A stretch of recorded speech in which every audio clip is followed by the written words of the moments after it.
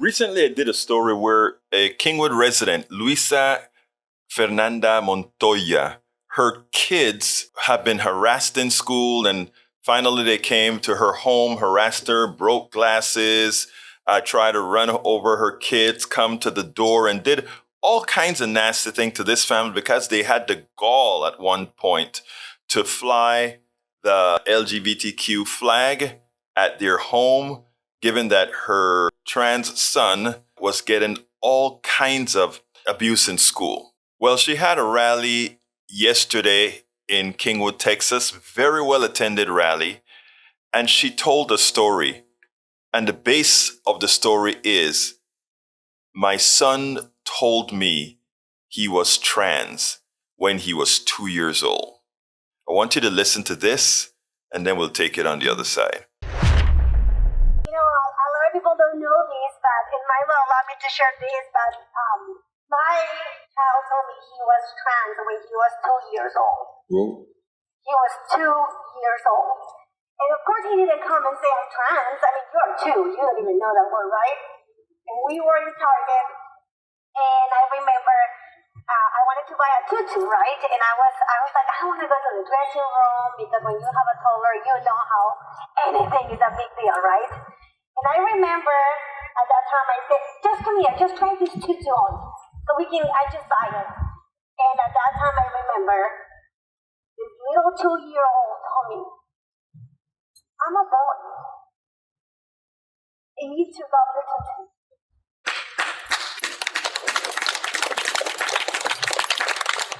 I cannot imagine what it is for you to be 2 and just know that you shouldn't be wearing a tutu because you are a boy, right? And I remember at that time I knew what he was saying, but I was so scared of what was coming. And I was not in denial because I knew what was happening at that moment.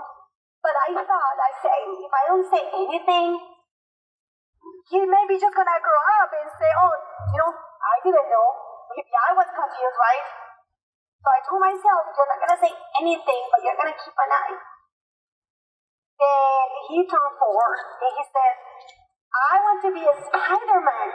And I said, oh, he means Spider-Girl. So I went to Amazon, and I found a Spider-Girl, and I put it on, and he said, no, I'm a boy. I need to be a Spider-Man, right? And he turned 5, and he said, I want to be Superman, right? And I said, no, he means Superwoman, right? Wonder Woman. So one day he took me to the mall and he said, I'm going to show you, just remember, he doesn't have social media, right? So he's not social media, maybe he's gay. And he's not gay. But anyway, so we go to the mall and he point out, and he said, look, did you see that guy at that store? And it was the dance store, right? And he said, look, I am like that. So in his little brain, he's trying to comprehend, right? That's who I am. And he is trying to explain his mom that knew the entire time that he is trans, right? And I said, okay, I get it. And he turned to 9 years old. And when he was 9, he said, hey, I need to talk to you. And I'm going to talk to you in your language. Which I was like, you speak Spanish? We have been forcing you to speak Spanish. And he said, look, when God made me, he got the Play-Doh and he made the body of a girl. But he got confused. And he grabbed the brain of a boy and he put it there. And that's who I am, Mom. And I said, he was not confused. He knows what he did. And you'll never, ever, ever have to explain this concept again. And I said, are you sure you're a boy? And he said, yes, Mom. And I said, but you're a Latino, so you better dress up because you're not going to be a fodongo.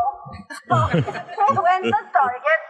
And for the first time, and if you are the parent of a trans child, you know what a hassle was to buy these kids clothes, right? And for the first time, was so excited. And he got all of these boy clothes.